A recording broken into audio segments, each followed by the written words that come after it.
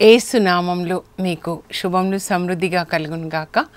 మధురం నీ వాక్యం అనే కార్యక్రమానికి స్వాగతం. ఈరోజు మనం క్రిస్మస్ సందేశంలో అనే అంశం రెండో భాగం ధ్యానించుకుందామండి. మీరు నాకు సాక్షులు అనే అంశాన్ని ధ్యానించుకుందాం. మధురం మధురం నీ వాక్యం నా త్రోవకు దీపం నీ వాక్యం. అపోస్తల కార్యాలు 6వ అధ్యాయంలో 8 నుంచి 10 వరకు, అలాగే 7వ అధ్యాయంలో 54 నుంచి 59 వరకు అండి. అసలు అయితే మనము 6-7 అధ్యాయాలు ధ్యానించుకుందాం. స్టీఫెన్ ఎలా ఎన్నికయ్యాడు, ఎలా సువార్త బోధించాడు, ఎలా స్టీఫెన్ని రాళ్లతో కొట్టి చంపుతారు, యేసు ప్రభువుకి సాక్షిగా, హతసాక్షిగా, వేద సాక్షిగా మరణించిన మొదటి వ్యక్తి స్టీఫెన్ అన్నమాట. ఈరోజు ఆయనని మనం జ్ఞాపకం చేసుకుంటున్నాం. క్రీస్తు శకం 36లో ఆయన రాళ్లతో కొట్టి చంపబడతాడండి. ఇంకా మత్తయి సువార్త 10వ అధ్యాయంలో కూడా 17 నుంచి 22 వరకు అండి. మనం అపోస్తల కార్యాలు చూసినట్లయితే యేసు ప్రభు పునరుత్థానుడైన తరువాత 40 దినాలు తన శిష్యులకి కనబడతారండి. అప్పుడు ఆయన ఓలివ కొండ మీద నుంచి పరలోకానికి వెళ్తారు. వెళ్ళేటప్పుడు శిష్యులతో ఏం చెప్తారంటే, మీరు పైనుంచి శక్తిని పొందే వరకు యెరూషలేంలో వేచి ఉండండి అని చెప్తూ, పరిశుద్ధ ఆత్మ కొరకు వేచి ఉండండి. పరిశుద్ధ ఆత్మ మీ పైకి వేంచేసి వచ్చినప్పుడు మీరు శక్తిని పొందుతారు. అంటే మనం పరిశుద్ధ ఆత్మని పొందాలి, దాహం కొనాలన్నమాట. దాహం కొన్న వాళ్ళు నా ఎద్దకి రండి, నేను మీకు దాహం తీరుస్తానంటారు యేసుప్రభు. అంటే ఈ దాహము పరిశుద్ధ ఆత్మ దాహం అన్నమాట. యోహాన్ 7:37లో మనం చూస్తామండి. అలాగే యెషయా 55లో కూడా ఉంటుందన్నమాట. 1లో ఈ లోక దాహం వద్దండి మనకి, దేవుని యొక్క దాహం, పరిశుద్ధాత్మ దాహం, వాక్య దాహం అన్నమాట. ప్రార్థించే దాహం, ఉపవాసం చేసే దాహం, యేసుప్రభుకి సాక్ష్యంగా పరిశుద్ధంగా ప్రేమ కలిగి జీవించాలి. ఇలా యేసు ప్రభు కొరకు ఆయన క్యారెక్టర్ మనలో ఫామ్ అయ్యడానికి మనం దాహాన్ని కొని ఉండాలన్నమాట. అయితే ఇంకా యేసు ప్రభు పరలోకానికి వెళ్ళిన తర్వాత వీళ్ళందరూ కూడా శిష్యులు 120 మంది అండి, మేడ పైగదిలో వాళ్ళు ఎడతెగక ప్రార్థిస్తూ ఉన్నారన్నమాట. అపోస్తల కార్యాలు 1:14 మీరు మెల్లగా చదువుకోండి. ఒక్కొక్క బుక్ చదువుకోవాలి. నాకెంత ఆ దాహం అంటే మీరు కదలకుండా అలా చదవాలి. మొత్తం 73 పుస్తకాలు మీరు చదివితే ఎంత బాగుంటుందండి. మీరు ఆత్మలో పరలోకంలో సంచరిస్తూ ఉంటారు. లోక సంబంధమైన చింతలు ఏమి ఉండవు ఇంకా మనకి. వాళ్ళు మేడ పైగది అంటే అది మార్కు వాళ్ళ ఇల్లు అని చెప్తారండి. అపోస్తల కార్యాలు 12లో మార్కు వాళ్ళ మమ్మీ మరియమ్మ వాళ్ళ ఇంట్లోనే అపోస్తులు ఉంటారు. యేసు ప్రభు కడరా భోజనం చేసింది కూడా మేడ పైగది అంటే క్రింద వీళ్ళు ఉంటున్నారనమాట. మార్కు వాళ్ళ మమ్మీ, వాళ్ళ నాన్న చనిపోయాడు, అందువల్ల వాళ్ళ అమ్మ పేరు మీద ఇల్లు పిలువబడుతుంది అనమాట. కానీ ఆమె తన ఇంటిని, ఆస్తిని దేవుని సేవ కొరకు అపోస్తులు నివసించడానికి తన ఇల్లు ఇస్తుందండి. అలా సువార్త జరిగిందనమాట. వాళ్ళ జీవితాన్ని ప్రభుకి ఇచ్చుకున్నారు ఆది సంఘం వాళ్ళు. ఇంకా వాళ్ళు ప్రార్థన చేస్తూ ఉన్నప్పుడు 10 రోజులు ఎడతెగక ప్రార్థిస్తున్నప్పుడు పెంతెకోస్తు దినాన పరిశుద్ధ ఆత్మ గాలి పరలోకం నుంచి వీస్తుందండి. తర్వాత పరిశుద్ధాత్మ అగ్ని నాలుకల రూపంలో ఆ మేడ పైగదిలో ఉన్న ఒక్కొక్కరి మీద నిలుస్తాయి అన్నమాట. అగ్ని నాలుకలు, గాలి వీచాలి, పరిశుద్ధాత్మ గాలి. నరకం నుంచి ఈ అపవిత్రమైన గాలి వీచకూడదు. ఒక్కొక్కరి మీద అంటే పరలోకం నుంచి యేసు ప్రభు తండ్రిని అడిగి పరిశుద్ధాత్మని తీసుకొని ఒక్కొక్కరిని అభిషేకిస్తున్నాడండి. అభిషేకం అనేది ఒక్కొక్కరికి జరుగుతుందన్నమాట. నా అభిషేకం, నన్ను అభిషేకించారు, మిమ్మల్ని అభిషేకిస్తున్నారు. ఒక్కొక్కరిని ప్రత్యేకంగా అభిషేకిస్తారు. అందుకే ఒకరి అభిషేకం ఇంకొకరికి ఉండదండి. పేతురు అభిషేకం వేరే, అంద్రియ అభిషేకం వేరు, యోహాన్ అభిషేకం వేరు, అలా దావీదు అభిషేకం వేరు, అట్లా ఒక్కొక్కరిది. ఏలియా అభిషేకం వేరు, ఎలీషా అభిషేకం వేరు. ఒకరికి ఇచ్చిన అభిషేకం అంటే పరిశుద్ధాత్మ శక్తి, దేవుని శక్తి ఏ పనికి పిలుస్తారో ఆ పనికి తగిన అభిషేకాన్ని దేవుడిస్తారనమాట. అప్పుడు వాళ్ళు పరిశుద్ధాత్మ నాలుకలు, అగ్ని నాలుకలు లోపలికి వెళ్ళిపోతుంది అనమాట పరిశుద్ధాత్మ. అప్పుడు పరిశుద్ధాత్మ వారికి శక్తిని ఒసగిన కొలది వాళ్ళు అన్య భాషల్లో మాట్లాడుతున్నారంటే పరలోక భాష అండి. రీకా మామా శాఖ లీ కొర్ర కొట్టురో కొతురు లికా చాలా మాట్లాడాలండి. మనం అన్య భాషల్లో మాట్లాడాలి. పరిశుద్ధాత్మ నాలుక మన నాలుకతో కలిసినప్పుడు నాలుకని శుద్ధి చేస్తాడండి. అందుకే యెషయా 6లో యెషయా నాలుకని శుద్ధి చేస్తాడనమాట. అగ్ని కణిక అంటే పరిశుద్ధాత్మ. అప్పటి నుంచి 6వ అధ్యాయంలో శుద్ధి చేస్తాడు కదా యెషయాని. 7వ అధ్యాయం నుంచి ప్రవచనాలు వస్తాయన్నమాట. సో మనల్ని కూడా శుద్ధి చేయమని అడగాలి. ఎందుకంటే number 1 sin of the world is sin of unclean lips. ఘోరమైన పాపం ఏంటంటే నాలుకతో చేసే పాపమేనండి. అందువల్ల మనల్ని శుద్ధి చేయమని అడగాలి. పరిశుద్ధ ఆత్మని మనం పొందాలి. 1 కొరింథీ 14లో అక్కడ పౌలు 2 వరాల్ని గురించి చెప్తున్నారనమాట. ప్రేమని మీ ధ్యేయంగా పెట్టుకోండి. ప్రేమ చాలా ముఖ్యమైనది. 1 కొరింథీ 13లో చెప్తాడనమాట. 12లోనేమో 9 వరాల గురించి చెప్తాడు. వివేకవరం, విజ్ఞానవరం, స్వస్థత వరం అలా. అయితే వరాలు మంచిదే, సంఘ క్షేమం కొరకు అన్నమాట. 13 ఏంటంటే అంతకంటే శ్రేష్టమైనది ఏంటంటే ప్రేమ అని చెప్తాడు. ఆ ప్రేమను మీరు కలిగి ఉండి మీరు ప్రవచించడాన్ని హృదయమారా కోరుకోనండి. మీ నాలుక పరిశుద్ధంగా ఉంటే, పరిశుద్ధాత్మ నాలుక మీ నాలుకతో కలిస్తే అప్పుడు ప్రవచనాలు వస్తాయండి. అలాగే మరి భాషల్లో మాట్లాడడం కూడా, భాషల్లో మాట్లాడే వ్యక్తి తనకు తానే క్షేమాన్ని కలుగజేసుకుంటాడు. పర్సనల్ ఎడిఫికేషన్ అంటే కలాందురి శకరో కొట్రో కత్ర కటకతలికర. మనం ఇలా భాషలో మాట్లాడుతున్నప్పుడు పరలోకం నుంచి అగ్ని దిగి వచ్చి మన మనస్సు ఆలోచనలని శుద్ధి చేస్తుందండి. బంగారాన్ని అగ్నిలో కాలుస్తారు చూడండి, అట్లా మన ఆలోచనలు అంతా కాల్చివేయబడతాయి. మన హృదయంలో కోరికలు కాల్చివేయబడతాయి. అపవిత్రమైనవన్నీ కాల్చివేయబడి పవిత్రమైన ఆలోచనలను పరిశుద్ధాత్మ మనకిస్తారు. కొంతమంది చెప్తారు నాకు పాపపు ఆలోచనలు వస్తున్నాయని. మీరు భాషల్లో మాట్లాడే లెవెల్లోకి రావాలండి. బైబిల్ గ్రంథం అంతా మనం చదివి పరిశుద్ధాత్మ దేవుడు మనకి దాన్ని బోధించిన తర్వాత యోబు గ్రంథం 36:22లో అక్కడ రాయబడి ఉంటుంది, పరిశుద్ధాత్మ దేవుని లాంటి టీచర్, ఉపాధ్యాయుడు ఇంకొకరు లేరు అని. ఆయన మనకి అన్నీ బోధిస్తాడు. యేసుప్రభు చెప్తారు యోహాను 14:26లో, పరిశుద్ధాత్మ మీలోకి వస్తే ఆయన మీకు సమస్త విషయాల్ని బోధిస్తాడు.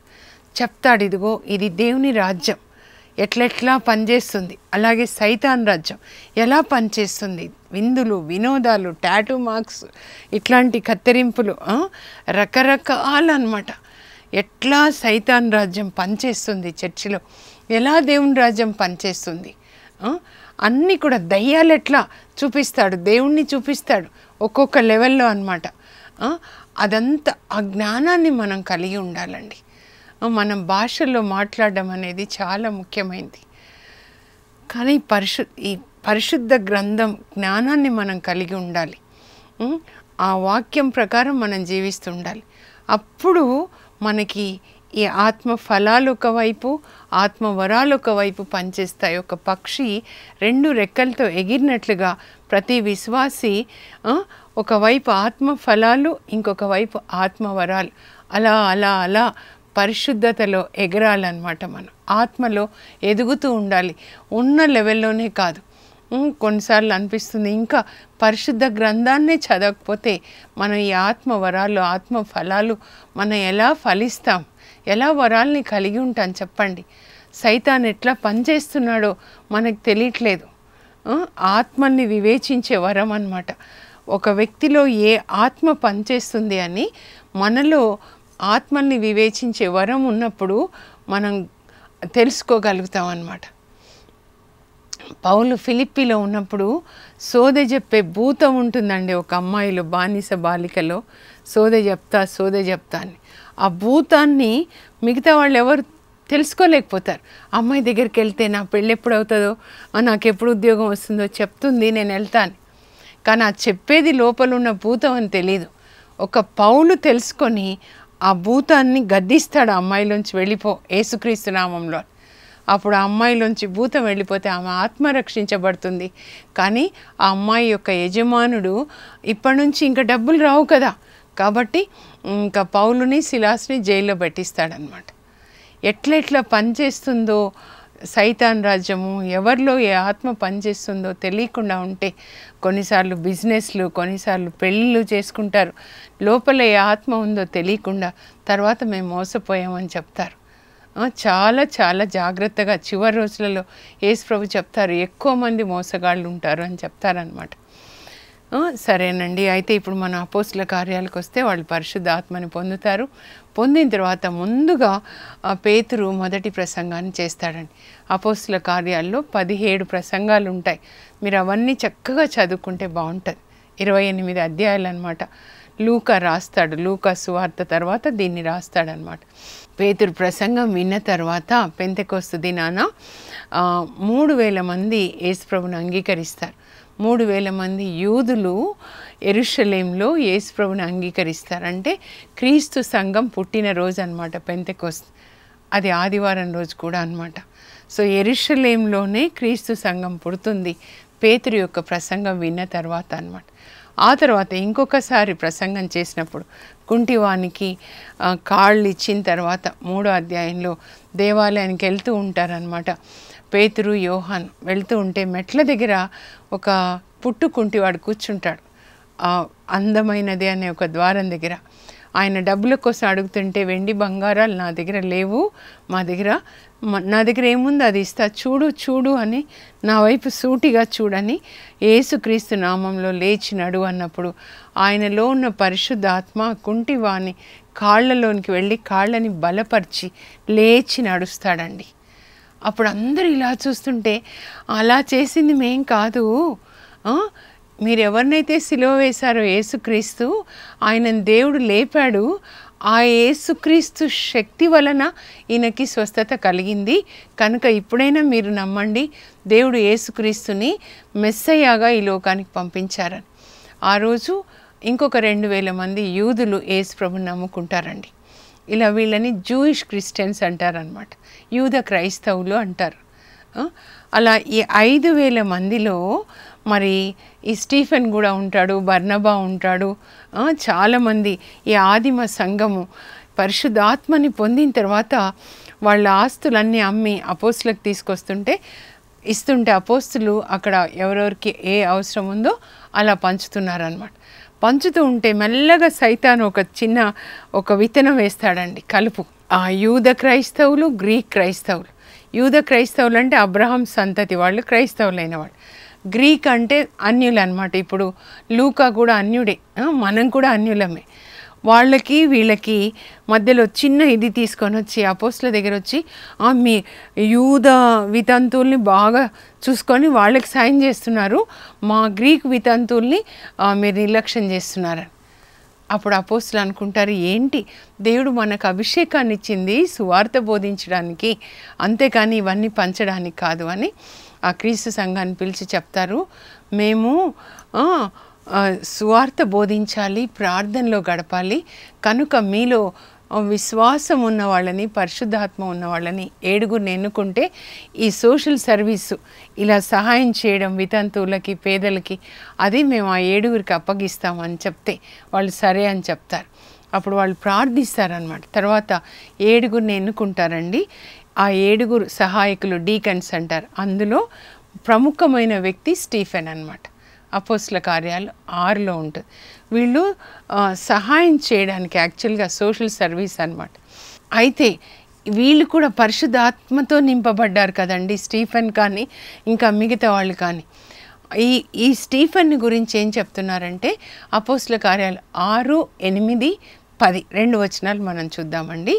స్టీఫెన్ దైవ కృపతో పరిశుద్ధాత్మతో నింపబడిన వాడై ఆ ప్రజల మధ్యలో అనేకమైన అద్భుత కార్యాలు, ఆశ్చర్యక్రియలు చేస్తున్నాడు.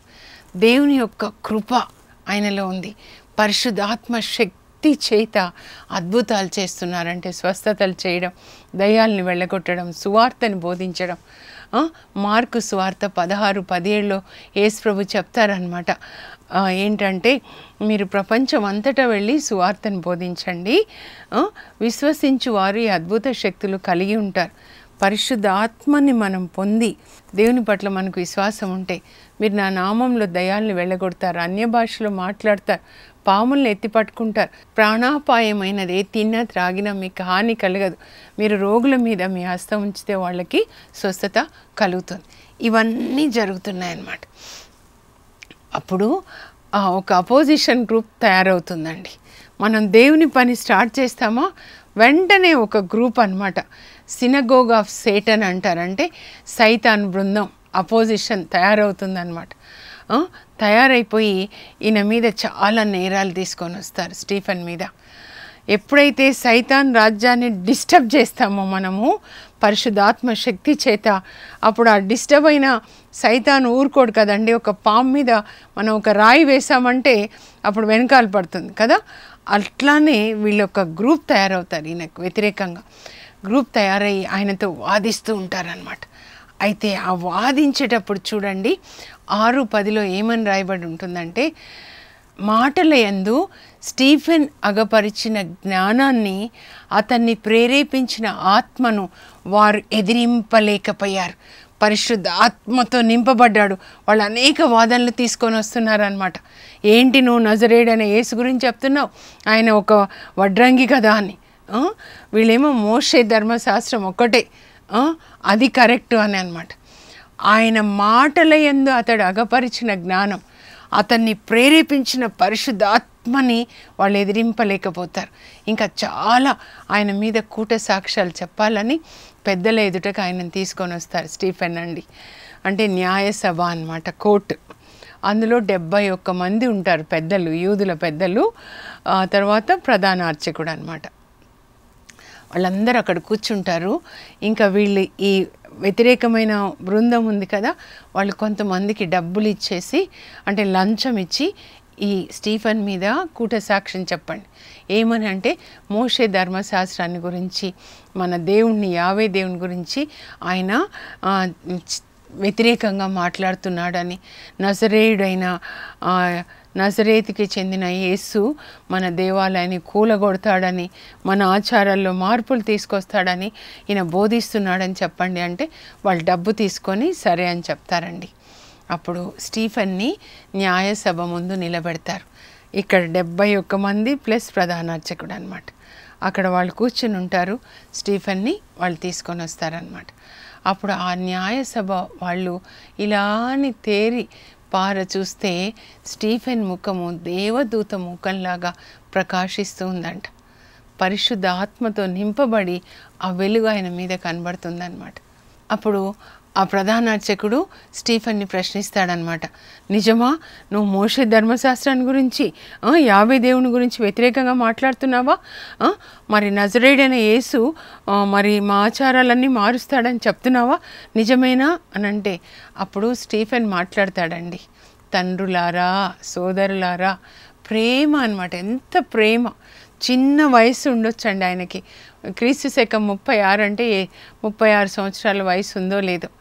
ఈయన ఆ తర్వాత సౌలు ఇద్దరు కూడా గమాలియేల్ దగ్గర ధర్మశాస్త్రాన్ని చదువుకున్నారని చెప్తారండి. అంటే సౌలుకి క్లాస్మేట్ అని చెప్తారు, బైబిల్లో లేదు కానీ. అప్పుడు స్టీఫెన్ ప్రసంగం చేస్తాడండి. ఒక్క ప్రసంగంలో ఆదికాండం 12 నుంచి యెషయా గ్రంథం 66 వరకు అన్ని గ్రంథాలు కవర్ చేస్తాడండి ఒక్క ప్రసంగంలో. మొత్తం దేవుని యొక్క వాక్యం అన్నమాట. అప్పుడు చెప్తాడనమాట, మన పితరుడైన అబ్రహాంని దేవుడు ఆయన మెసొపొటేమియాలో ఊరు అనే ఆ చోట ఆయన జీవిస్తున్నప్పుడు పిలిచాడు. అక్కడి నుంచి హరాన్ నుంచి ఇదిగో ఇప్పుడు మనం నివసిస్తున్న ఇజ్రాయెల్ దేశానికి పిలిచాడు. పిలిచినప్పుడు ఈ నేల నేను నీకు ఇస్తానని వాగ్దానం చేశాడు, నీ సంతానానికి ఇస్తానని వాగ్దానం చేశాడు. కానీ అప్పటికి సంతానం లేదు ఆయనకి. అలా అంతా చెప్పుకుంటూ యెషయా 66 వరకు తీసుకొని వస్తాడండి. మీరు నాకు ఎలాంటి ఆలయాన్ని కడతారు, ఆకాశం నా సింహాసనము, భూమి నా పాదపీఠం అని దేవుడు చెప్తున్నారు. కానీ మన పితరులు కూడా ఎప్పుడు దేవుడు మనకిచ్చిన పరిశుద్ధ ఆత్మకి విధేయించకుండా పరిశుద్ధ ఆత్మని ఎదిరిస్తూ ఉన్నారు. మీరెంత మూర్ఖులుగా ఉన్నారు, పరిశుద్ధ ఆత్మకి లోబడి ఉండట్లేదు అని చెప్పినప్పుడు వాళ్ళకు పండ్లు పటపట కొరుకుతారంటండి. కోపం వచ్చేస్తుంది అనమాట. మీ హృదయాలు ఎంత మొద్దుబారిపోయినాయి అని అంటాడనమాట. దేవుని యొక్క సందేశాన్ని వినడానికి, మెస్సయాన్ని మీరు గుర్తించడానికి వీలు లేకుండా మీ హృదయాలు బండ రాళ్లలాగా అయిపోయినాయి. మీ కళ్ళు చూడలేకుండా పోయినాయి. యేసు ప్రభులో మెస్సయాన్ని అన్నప్పుడు వాళ్ళకి చాలా కోపం వస్తుంది అనమాట. ఈయనని రాళ్లతో కొట్టి చంపండి చంపండి చంపండి అంటుంటే అప్పుడు ఆయనని ఆ రాళ్ళు తీసుకొని అక్కడనేనండి న్యాయసభలో నుంచి రాళ్ళు తీసుకొని కొడుతూ ఉంటే ఆయనని అలా తరిమి తరిమి కొడతారనమాట.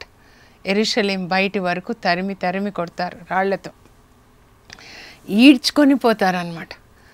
ఈడ్చుకొని పోయి రాళ్లతో కొడుతుంటే ఆయన పుర్రె పగులుతుందండి. ఇంకా రక్తం అట్లా వస్తుంటుంది అనమాట. అప్పుడు ఇలా అని చూస్తాడు స్టీఫెన్. ఆ రక్తపు మడుగులోంచి అలా చూసి, అదిగో పరలోకం తెరవబడినట్లు నాకు కనబడుతుంది, అదిగో తండ్రి దేవుని నేను చూస్తున్నాను, ఆయన సింహాసనాసీనుడై ఉన్నాడు, ఆయన కుడి ప్రక్కన యేసు ప్రభు నిలువబడి ఉన్నట్లుగా నాకు కనబడుతుంది. ఎప్పుడైతే తండ్రి దేవుడు అంటారో వాళ్ళు ఏమనుకోరండి. తండ్రి దేవుని కుడి ప్రక్కన యేసు ప్రభు నిలువబడి ఉండుట నాకు కనబడింది అనగానే వాళ్ళు ఇంకా కొడతారనమాట. యేసు ప్రభు నిలవబడి స్టీఫెన్ని పిలుస్తున్నారు, రా నాన్న అని పిలుస్తున్నారు అనమాట. వాళ్ళకి ఇంకా కోపం వచ్చి రాళ్లతో కొడతారండి. అప్పుడు ఆయన రక్తమంతా పోతుంది. ప్రాణం పోయేటప్పుడు ఆ పరలోక తండ్రిని చూస్తూ, తండ్రి నా ఆత్మని నీవు స్వీకరించు, గైకొను అని ఆ రాళ్లతో కొట్టి చంపుతున్న వాళ్ళ కొరకు ప్రార్థిస్తాడండి. తండ్రి ఈ పాపము వీళ్ళ మీద మోపకు, వీళ్ళని క్షమించు. యేసు ప్రభు ఎలా సిలువలో క్షమించాడో, తండ్రి వీరేం చేయుచున్నారో వీరెరుగరు కనుక వీరిని క్షమించండి. అలాగే స్టీఫెన్ కూడా అలాగే ప్రార్థించి వీళ్ళని మన్నించండి అని ఆయన మరణిస్తాడు. మీరు నాకు సాక్షులు అంటారు. యేసు ప్రభు పరలోకానికి వెళ్ళేటప్పుడు పరిశుద్ధ ఆత్మ మీ పైకి వచ్చినప్పుడు మీరు శక్తిని పొందుతారు. అప్పుడు మీరు నాకు సాక్షులు.